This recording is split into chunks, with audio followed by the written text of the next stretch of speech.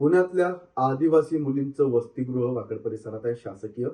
तिथं मुलींच्या UPT taste अर्थातच युरिन प्रेग्नन्सी टेस्ट बद्दलची सक्ती आणि त्यामुळे मुलींना होणारा त्रास याबाबत सध्या महिला आयोगाने जे कुठेतरी एक गंभीर दखल घेतली या प्रकरणाची आणि आता आदिवासी विभागाला सुद्धा निर्वाणीचा इशारा देत तंबी दिली आहे की आता हे लवकरात लवकर बंद झालं तर ठीक.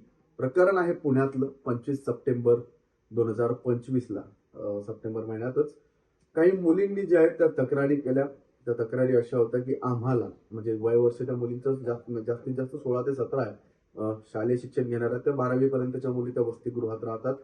16-17 जास्तीत जास्त त्यांचं वय आहे. या मुली ज्यावेळेस आपल्या गावी जातात सुट्ट्यांमध्ये त्यावेळेस त्यांना सुट्टी झाल्यानंतर सुट्ट्या संपल्यानंतर ज्यावेळेस ते पुन्हा वसतिगृहात येतात राहायला त्यावेळेस त्यांना त्यांची यूपीटी टेस्ट अर्थातच युरिन प्रेग्नन्सी टेस्ट करावं लागते, ज्यामध्ये ते किट घेऊन त्याला त्याच्यावर युरिनचं सॅम्पल वगैरे टाकून त्या डॉक्टरांच्या समोर त्यांना ते टेस्ट दाखवावे लागते की पांढरा आलं का लाल आलं, पॉझिटिव्ह आहे का निगेटिव्ह आहे. जर निगेटिव्ह असेल तरच त्यांना त्या हॉस्टेलमध्ये जे आहे तो प्रवेश देण्यात येतो.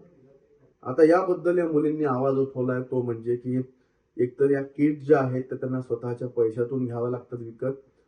जे सरकारी तपासणी होते आरोग्य तपासणी त्याच्या वेगळं ही टेस्ट लिहून दिलं जाते, त्यासाठीचा खर्च त्या मुलींनाच करावा लागतो. विशेष म्हणजे त्यांना ते किट आणायला एकट्याला जावं लागतं मेडिकलवर.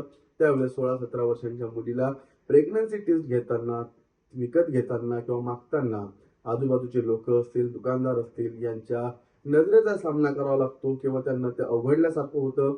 याही कंप्लेंट आता या मुलींनी केलेल्या आहे. याचबरोबर जे आहे आता यूपीटी टेस्ट काय हे आपण पाहिलंय नेमकं ती का करायची आहे तर मुलींनी जे आहे ते गावाहून गेल्यानंतर किंवा गावाहून परतल्यानंतर त्यांनी तिकडे काही असं अयोग्य काम करता कामा नये किंवा मग त्यांच्यावरचा अविश्वास असेल किंवा मग काहीतरी यांना अजून खबरदारी म्हणून काय ना भरपूर शासकीय वसतिगृहांमध्ये यूपीटी टेस्ट जे आहे ते चालतात त्या यूपीटी टेस्ट.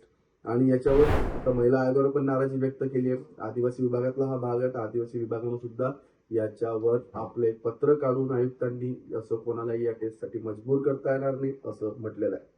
मात्र अजूनही प्रकार सर्रास चालू आहेत आणि अनेक शाळांमध्ये सुद्धा पुण्यात किंवा आसपास महाराष्ट्रात असतील तर मुलींच्या संदर्भात अशा टेस्ट ज्या आहेत त्या कालबाह्य झालेल्या अजूनही करण्यात येतात. आणि महिला आयोगानं आता याच्यावरच एक कडक भूमिका घेत या विभागांना संबंधित विभागांना लवकरात लवकर या टेस्ट बंद करून मुलींना एक सुखकर आयुष्य द्या, त्यांना सन्मानाने जगू द्या असं एक मेसेज कुठेतरी दिलेला आहे.